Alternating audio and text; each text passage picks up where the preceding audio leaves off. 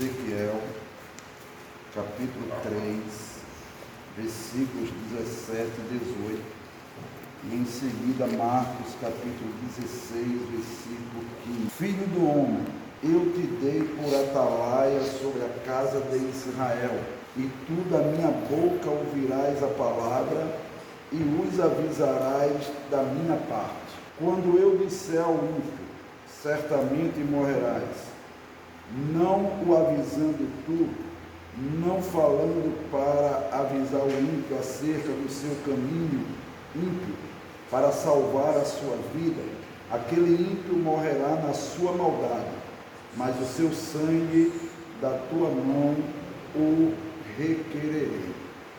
Marcos capítulo 16, versículo de número 15, diz assim: e disse-lhes: ide por todo o mundo, pregai o evangelho a toda criatura. A nossa introdução diz o seguinte: o evangelho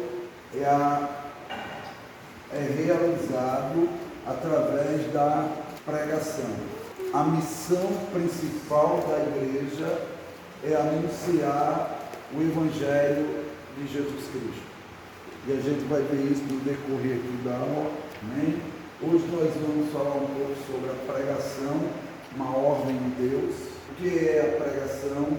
A prioridade da pregação, a pregação no decorrer da história, a pregação no Antigo Testamento, a pregação no Novo Testamento e a pregação na missão da igreja. Amém? Então, a pregação como uma ordem de Deus. Se nós observarmos os dois textos que nós lemos, todos dois falam de uma ordem de anunciar a palavra de Deus. Tanto no Antigo Testamento, em Ezequiel, capítulo 3, versículo 17, Filho do homem, eu te dei por atalaia sobre a casa de Israel, e tu da minha boca ouvirás a palavra, e os avisarás da minha parte. E também Marcos, quando ele diz: ide por todo mundo e pregai o evangelho a toda criatura. Então, quando a gente lê esse texto, o ide por todo mundo e pregai o evangelho, a pregação, irmãos, ela é uma ordem, um imperativo aí de Deus para os seus discípulos. Ide e pregai, filho do homem, ide e anunciai a casa de Israel, lá com Ezequiel e aqui com seus apóstolos. Então, a gente vai ver que pregar, ela parte de uma ordem de Deus para nós. E por que Deus deu essa ordem? Porque Deus tem essa necessidade que nós anunciemos o evangelho. Para a salvação chegar às pessoas, precisa que alguém pregue a palavra. Como Paulo, escrevendo aos Romanos, no capítulo de número 10, está escrito assim: como, pois, invocarão aquele em quem não creram? E como crerão naquele de quem não ouviram? Como ouvirão, se não há quem pregue? Romanos capítulo 10, versículo de número 14. Então há essa necessidade da pregação, para que as pessoas creiam no Evangelho, na palavra de Deus, certo? A pregação, ela é uma missão da igreja. A pregação, ela precisa ser também uma ordem, ela é urgente e ela deve ser constante. Nós temos a ordem dada por Deus para pregar, temos pouco tempo. Jesus, quando ele foi assunto aos céus, ele disse aos seus discípulos que ele iria, mas voltaria. Quando ele escreve no Apocalipse, quando ele fala no Apocalipse de João, escreve e diz assim: eis que cedo venho. Então o tempo que nós temos é esse intervalo aí, da ida dele para os céus e a volta dele para buscar os salvos. Esse é o tempo que a igreja tem para pregar. Então é uma missão urgente. É uma missão urgente. E precisa ser constante. Paulo diz a Timóteo: prega a palavra a tempo e a fora de tempo. A igreja não pode descansar nesse sentido de pregação do Evangelho, de anunciar o Evangelho. O profeta diz: toque a trombeta em Sião, perturbe-se todos os moradores da terra, porque o dia do Senhor vem e está perto. Nós temos essa missão foi dada por Deus, é uma ordem de Deus. Essa missão é urgente e essa missão tem que ser constante. Que missão é essa? A principal missão da igreja: pregar o Evangelho. Deu para entender? Principal missão da igreja: pregar o Evangelho. É uma ordem de Deus, é uma urgência e deve ser constante. Sendo assim, o que é a pregação? Pregação é a exposição da palavra de Deus. Uma definição bem simples, bem clara. A pregação, ou pregar, é expor a palavra de Deus. A Bíblia é a palavra de Deus e testifica dela mesmo. A Bíblia, irmãos, é a ferramenta que usamos para pregar a palavra de Deus. Por isso que a mensagem tem que ser bíblica. A pregação tem que ser bíblica.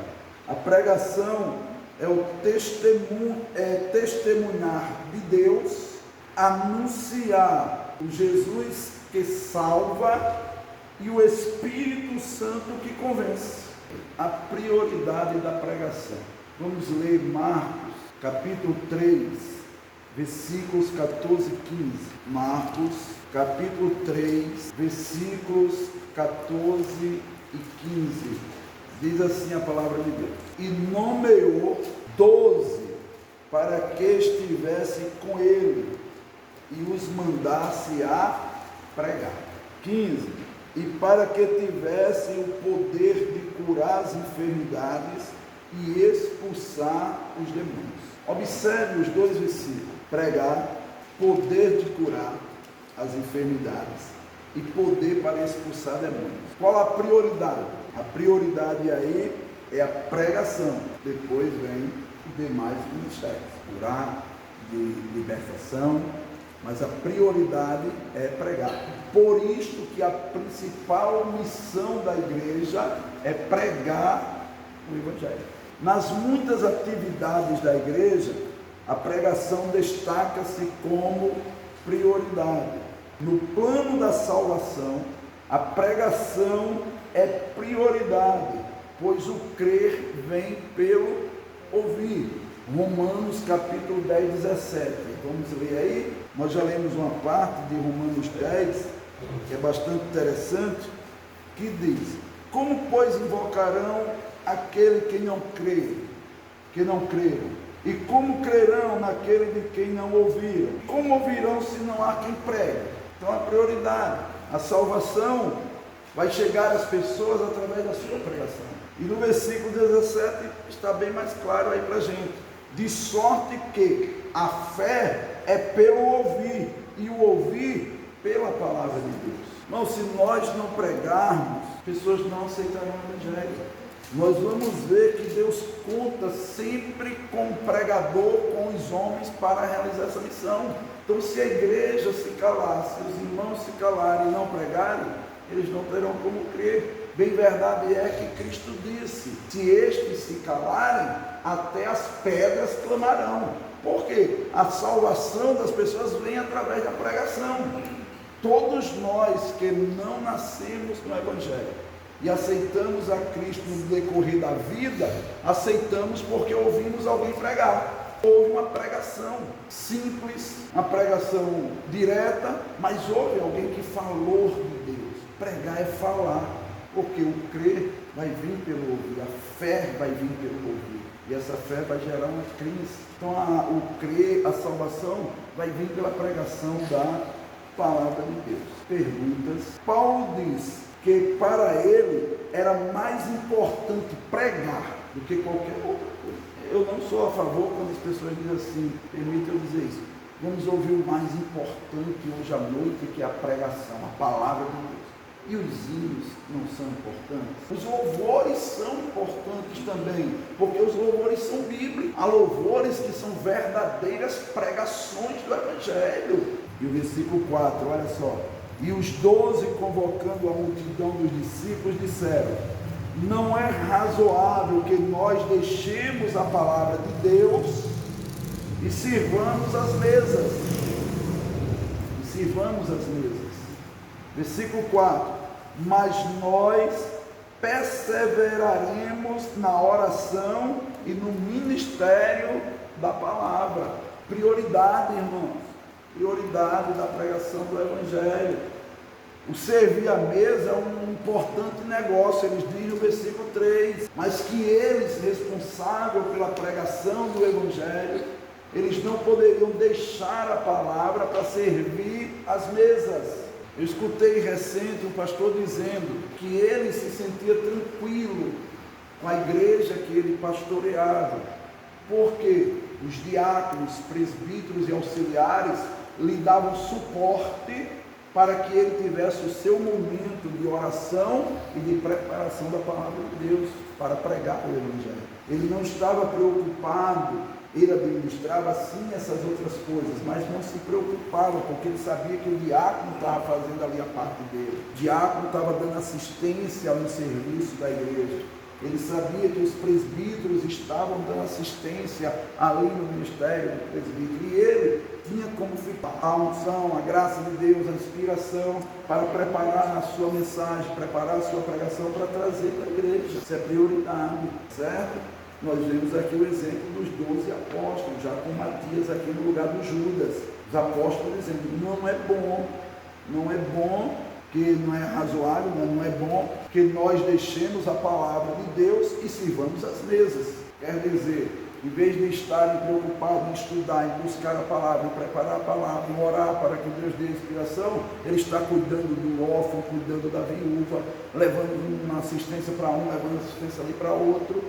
Quem irá pregar? É isso que eles estão dizendo aqui. Olha a prioridade da pregação. Eles não desqualificaram servir a mesa. Isso era um importante negócio. Mas nós estamos responsáveis pela oração e pela pregação. Nós precisamos orar para pregar. Precisamos preparar a mensagem em oração. Para isso eles tinham um auxílio, um apoio daqueles que auxiliavam eles. Amém? E eles aqui ordenam separar 7 homens para esse serviço, enquanto eles vão perseverar na oração e na palavra de Deus. Uma dúvida? Alguma pergunta? Não? Coisa boa. A missão dos 12 focou a pregação como prioridade. No texto que a gente leu, de Marcos 3, 14 e 15, a gente vê que ali na relação, a pregação vem em primeiro lugar. Quando Jesus envia ali os 12, na relaçãozinha ali, que são 3 coisas, 3 atividades da igreja: pregar, curar enfermos e expulsar demônios. Logo em seguida vem o nome dos 12 apóstolos, versículos 16 até o 19, vem o nome dos 12, e a gente vai ver que nessa escalazinha aí, com esses 3 itens, com essas 3 tarefas, missão da igreja, a pregação vem em primeiro lugar. Olha só: e nomeou 12 para que estivessem com ele e os mandasse a pregar. E aí, enviados a pregar, eles também recebiam poder para curar enfermos e expulsar os demônios. É muito interessante isso, irmão. A prioridade de Deus é salvar o homem. Entende isso? Quando trouxeram aquele paralítico para Jesus curar, Lucas 5, versículo 17 em diante, quando eles colocam o paralítico na presença ali de Jesus, o que é que Jesus diz para ele? Seja curado, levante, seja liberto. Não, os teus pecados estão perdoados. Isso é relacionado à salvação. O homem enfermo não perde a salvação, mas o homem sem perdão do pecado perde. Então, prioridade de Deus é salvar os homens, e aprove a Deus salvar os homens pela loucura da pregação do Evangelho. Então, se faz necessário pregar e ter em mente que o principal objetivo da pregação é fazer com que os homens creiam em Cristo para a salvação. é errado orar para curar. Não, está na relação aí. Primeiro, apresenta a salvação. Depois vem a cura das enfermidades, as libertações que forem necessárias, as transformações, as bênçãos que está buscando, mas tem que se pregar salvação. Entende isso? Vou colocar aqui para vocês não esquecerem. Pregar, curar e expulsar. Outra palavra é libertar. Né? Simples assim, simples assim. Essa é a prioridade do Evangelho. Pregar para a salvação. Anunciar que Deus deu a graça salvífica através de quem? De Cristo. Para quê? Para a salvação dos homens. Amém? Vamos lá, vamos seguir aqui. Portanto, como a pregação foi importante nos tempos bíblicos, continua sendo nos dias atuais. Não perdeu, irmãos, essa importância, essa prioridade. E hoje mais do que nunca. Hoje é que está se fazendo necessário se pregar, porque o tempo está findo. Paulo diz, filhinhos, já é a última hora. Se faz necessário a igreja avançar na pregação do Evangelho. É indispensável isso. Até aqui, irmãos, alguma dúvida? Alguma colocação? Não, podemos passar para outro ponto. Pregação no decorrer da história. Amém? Pregação à ordem de Deus. Pregação é a exposição da palavra. E a pregação é a principal missão da igreja, a prioridade da igreja. São esses 3 primeiros pontos aí que nós falamos com vocês. 4. A pregação no decorrer da história. Em todo o tempo, no plano de Deus, a pregação está incluída sempre, ou todas as vezes que Deus precisou realizar uma missão, contou com um pregador para usá-lo na pregação. Antigo Testamento através dos profetas, Novo Testamento através dos apóstolos, discípulos e pregadores, mas que Deus sempre teve um pregador que ele acionou naquele momento da história, naquela situação que a história que o povo estava vivendo. E Deus sempre teve alguém para colocar, para chamar e enviar. Tá certo? Vamos lá. Deus age usando homens. Não, quem tem que pregar é os homens. Os anjos desejaram, mas Deus confiou aos homens.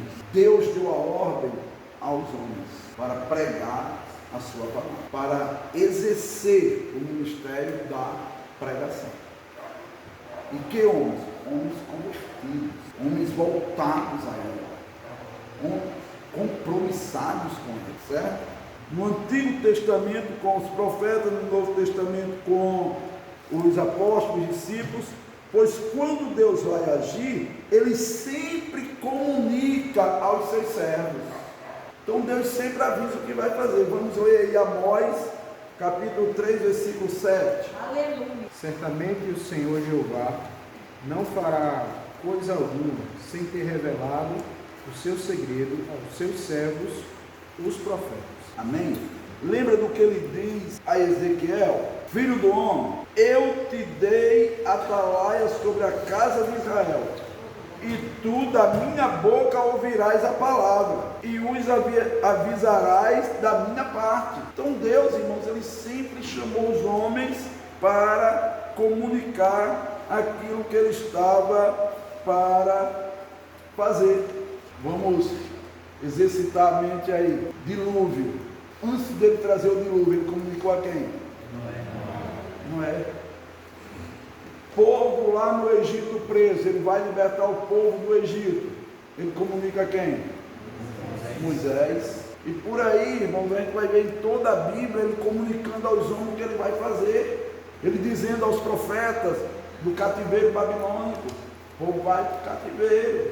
Ele sempre anunciando. Glórias a Deus por isto. Então Deus conta sempre com o homem para anunciar a sua palavra. Ele transmite a palavra para o homem, para que o homem transmita aos demais homens. Vamos aqui. A pregação no Antigo Testamento, para a gente se aprofundar um pouquinho mais aqui. O termo hebraico traduzido para a palavra é dabar. Hebraico é a língua do Antigo Testamento. É isso? Todos vocês já sabem disso aqui. Não precisa nem notar mais isso. Né? A língua do Antigo Testamento é o hebraico. O Antigo Testamento foi escrito no hebraico, algumas partes em aramaico. E o Novo Testamento todo em grego. Então, o termo hebraico traduzido para palavra é dabar. Esse termo traz a dimensão do poder da palavra de Deus. Quem é o autor dessa palavra? Quem é o autor da palavra? Deus. Tem que ainda fica na dúvida. Mas foi Deus. Deus é o autor da palavra. Usou o quê? 40 escritores para escreverem a sua palavra. Em aproximadamente 1.600 anos. Diversos tipos de pessoas, de homens, de posições diferentes, de profissões diferentes, de classe social diferente. E a Bíblia no todo se completa. Coisa maravilhosa é a palavra que ele confiou aos homens para pregar, para usar na pregação. É uma palavra que não tem contradição. A Bíblia por si mesmo se explica. É tremendo isto. Você imagina um pescador, um rei, um profeta, um boiadeiro, um coletor de impostos, um doutor, um historiador, escrevendo ali, cada um no seu tempo, e no término está essa coleção de pequenos livros que se completam e que Deus revela aos homens para que ele faça uso na pregação. Aleluia. Que coisa tremenda! É de se glorificar a Deus. A palavra de Deus é imutável, é eterna, é eficaz, é poderosa, é a que transforma a vida dos homens. É a palavra de Deus. Por isso que Paulo diz a Timóteo: pregue a palavra. Amém?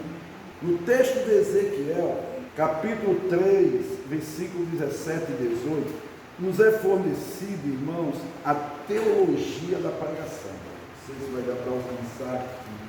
Ezequiel 3, 17 e 18 nos traz 5 pontos da teologia da pregação. Primeiro, a palavra é de Deus. Ok? 2, ele escolhe o pregador. Ele escolhe quem vai transmitir a sua palavra. Ele quem faz a escolha de quem vai transmitir. Amém? 3, ele comunica a palavra a quem vai transmitir. Ele quem comunica a palavra. Ele quem dá a palavra. Ele escolhe quem vai pregar, ou ele escolhe o pregador, que vai transmitir a mensagem. 4, ele ordena o pregador a falar. Ele dá uma ordem. Pregação não é uma ordem de Deus, pregar não é uma ordem de Deus.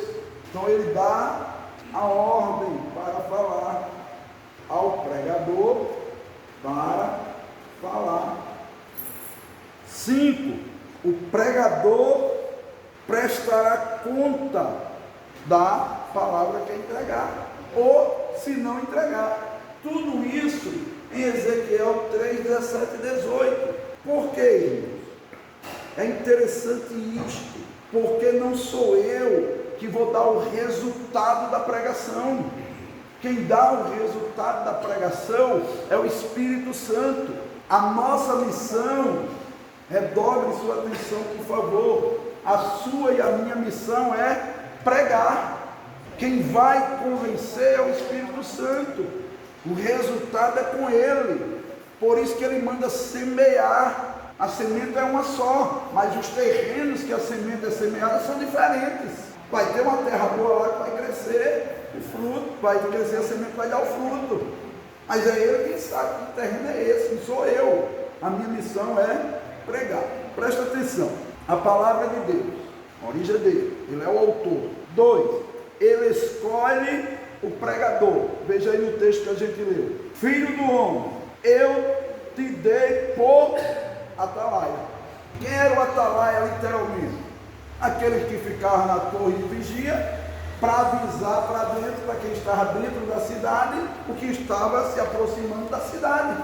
O atalaia é quem comunicava para quem estava dentro, ele era um anunciador. Então ele quem escolhe esse atalaia. 3, ele comunica a palavra. Da minha boca ouvirás a palavra. Lembra quando Moisés ficou temeroso, o que é que ia dizer? Que eu não sei falar? O que é que ele disse? Eu colocaria as palavras na tua boca. Não sou uma criança, não sei falar. Quem coloca a palavra na boca é Deus. Quem fez a boca do homem genuíno, certo? É ele quem dá a palavra. Por isso que o pregador precisa saber qual a palavra que Deus quer para aquele momento. E a gente vai decorrer aí desse seminário, dessas aulas, entender o que devemos saber e fazer para buscar a direção de Deus para a pregação. 4, ele ordena o pregador a falar, e os avisarás da minha parte, falarás em meu nome, falarás a palavra que eu te disser que fales. É isso que Deus está dizendo aí para o Ezequiel e para nós hoje. Você vai falar o que eu te mandar falar. E o pregador não precisa se preocupar com o resultado, mas precisa saber que vai prestar conta, porque ele vai dizer que se eu te mandar ir e tu não for, e o ímpio morrer, eu vou requerer de ti. O pregador prestará conta. Da tua mão o requererei. O pregador recebe a palavra de Deus e com compromisso entrega a palavra. O pregador não tem o direito de pregar o que quer, e sim pregar a palavra de Deus, na vontade e direção de Deus. E quem sabe o que o povo está precisando é Deus. A palavra que eu colocar na tua boca, tu falarás. Muito, irmãos, algumas falas que são ditas que a gente precisava corrigi-las. Deus não vai falar o que você quer ouvir, mas sim o que você precisa ouvir. Eu não concordo. Pode ser que outras pessoas aí concordem, outros pregadores concordem, mas eu em particular não. Eu venho para um culto, muitas vezes necessitado de ouvir Deus falando uma área da minha vida ali, eu estou precisando. Eu orei, eu pedi, Deus fala sobre isso comigo hoje lá no culto. Tem irmãos que oram assim, Deus usa o pregador hoje, nessa área para mim. Deus usa o meu pastor hoje para falar nesse ponto comigo, na mensagem que ele vai pregar. E Deus usa. Porque Deus fala o que nós queremos ouvir, uma necessidade, e Deus usa para falar aquilo que Ele quer falar.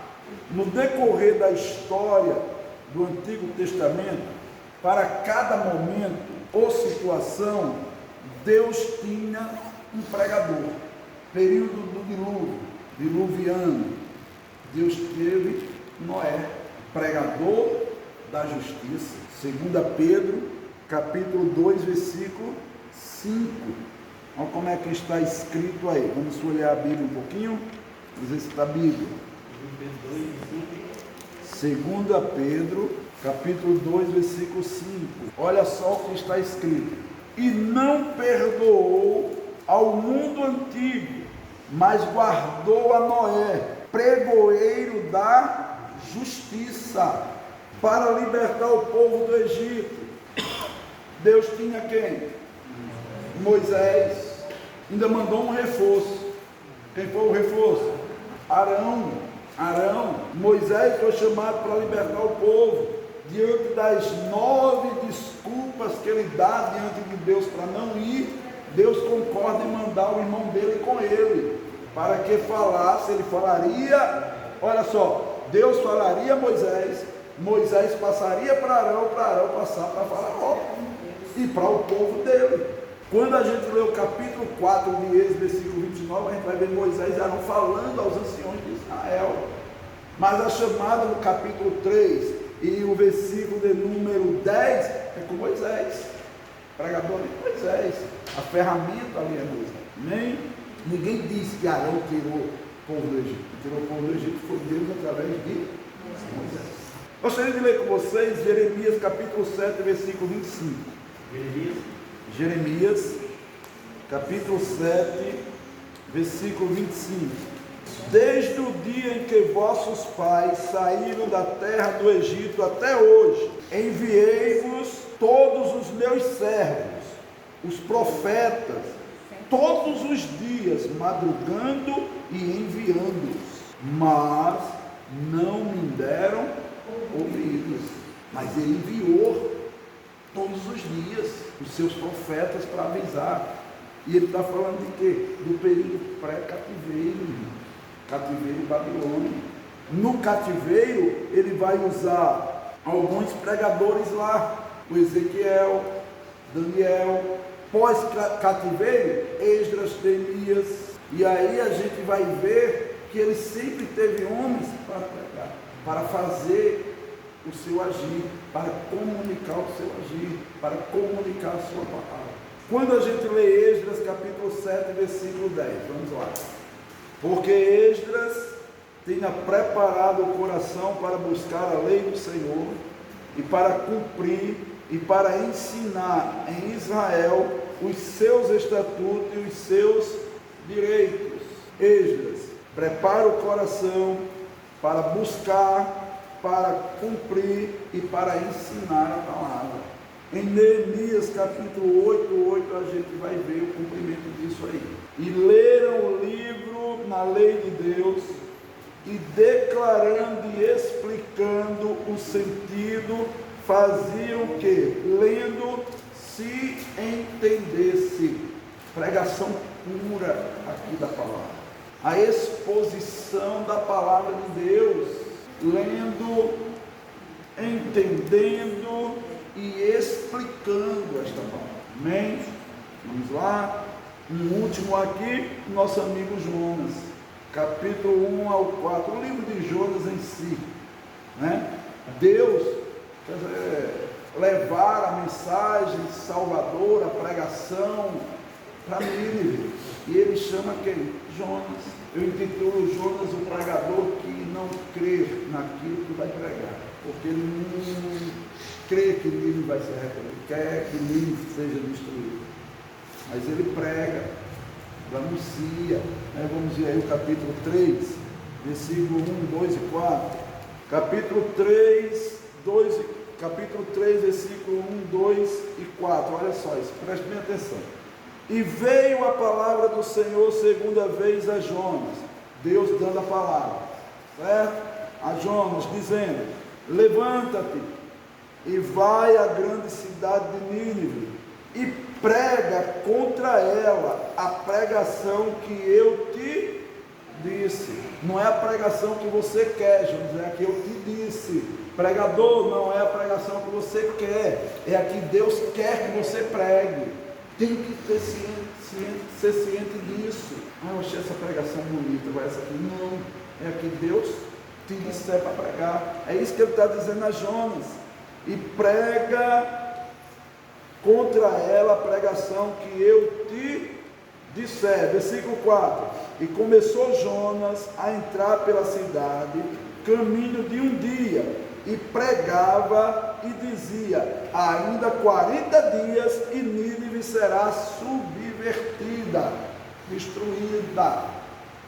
Só que a pregação que Deus disse a Jonas para pregar surtiu efeito.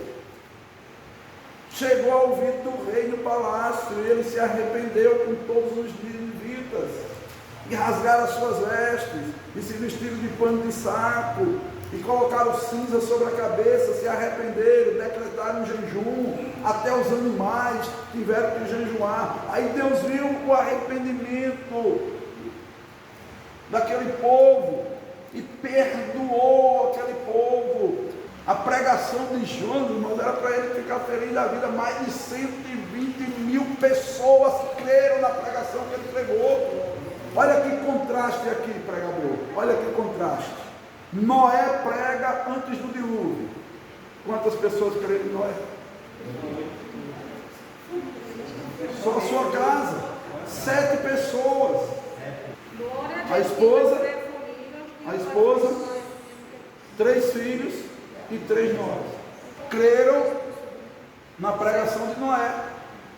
Jonas vai pregar em Nínive e 120.000 pessoas aproximadamente creram que ele pregou. E ele fica chateado. Vai entender cabeça de pregador, irmão? Vai entender cabeça de pregador? Quando ele tem um compromisso com Deus, ele não se preocupa com isso, porque ele sabe que a missão dele é pregar. Quem vai fazer é Deus. Noé se preocupou com isso? Não, ele pregou. Já lemos aqui, Noé foi tido como pregador da justiça. Tem quem diga que Noé foi o maior pregador de todos os tempos, que ganhou toda a sua família ao Senhor. Ele foi o pregador que conquistou a sua família. Sua família creu nele. O restante não creu, pereceu. Jonas prega para aproximadamente 120.000 pessoas e elas aceitam. Fosse hoje, para os pregadores de hoje, cartaz maravilhoso. Preguei em Nínive, quase 120.000 pessoas creram no Evangelho. Como que a glória é do pregador? Como que quem converte é o pregador? Quem convence? Não. Nós devemos pregar sim uma palavra que convença o pecador, mas sabendo que quem vai fazer isso é o Espírito Santo na vida deles. Usando o quê? Você que está pregando a palavra. Você que está pregando. Isso é muito gratificante. Você saber que pessoas conheceram o caminho da salvação através de uma pregação que você fez, que Deus te usou. Que coisa gloriosa para o homem, não é verdade? Que coisa que Deus honra o homem de maneira extraordinária. Mais alguma coisa nesse ponto aí? Uma pergunta, uma dúvida? Um questionamento? Quero que vocês saiam daqui desejosos de pregar.